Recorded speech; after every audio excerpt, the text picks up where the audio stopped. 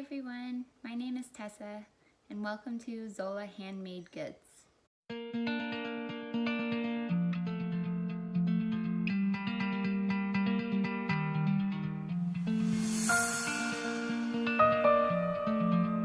little bit about my brand. I started my small shop about 4.5, maybe 5 years ago. I started off making some jewelry, and then that has now transitioned into making mudcloth textiles, linen clothing, and macrame. For my linen clothing, I make a range of sizes, anywhere from an extra small to an extra large. I make pants, tops, dresses, and all the time I'm expanding.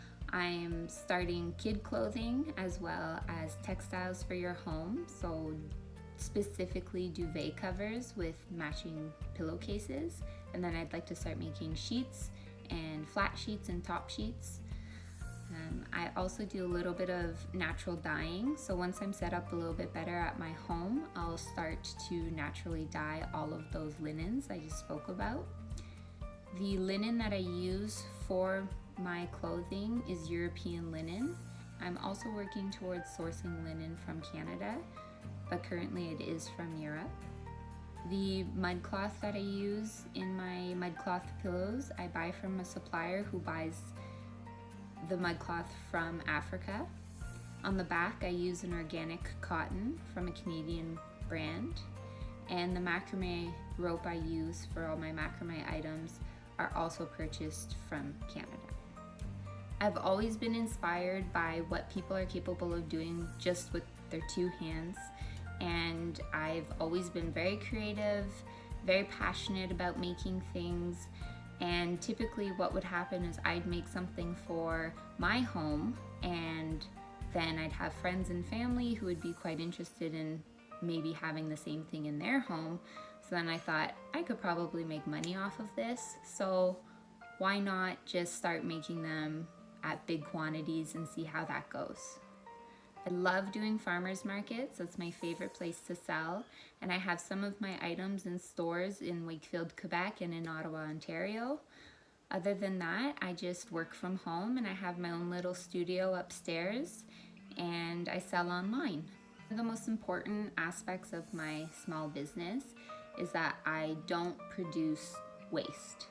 So my macrame rope, for example, when it's shipped to me, the packaging is cardboard, and I ask the suppliers to not put plastic wrap on my rope, so it comes on a metal spool about this big.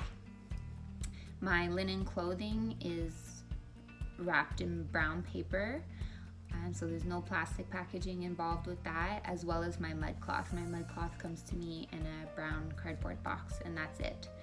And when I sell my items to you, I put everything in a brown paper bag or brown paper, and I eliminate plastic completely from my small business. This is something I've been working towards for the last few years, and I'm really proud and happy to say that I'm at this point in my small business where there's almost zero waste.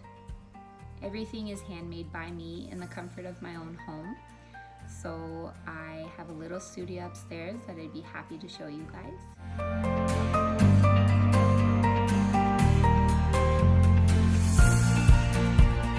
So this is my studio. I'm lucky enough to have this in my own home. It's really convenient to work at home because I've got a 9-month-old son, so I can look after him while working, and also my dog just had puppies yesterday, and I've got a lot going on here. So over here I've got shelving that has a lot of materials and things for my markets. I've got all of my macrame rope here. Behind me I've got actually my second business stored away in boxes. All my linen, I've got some linen clothing hanging up here, as well as my patterns over on this rack. This is my sewing table that my husband made for me last Christmas. It's perfect for ironing, cutting, and making all of the clothes and the pillows. So this is my sewing station over here. I've got a serger that my husband's grandmother gave me, as well as my sewing machine that my mother gave me a few years ago. So this is where I do all of the sewing, the mud cloth, the linen clothing, and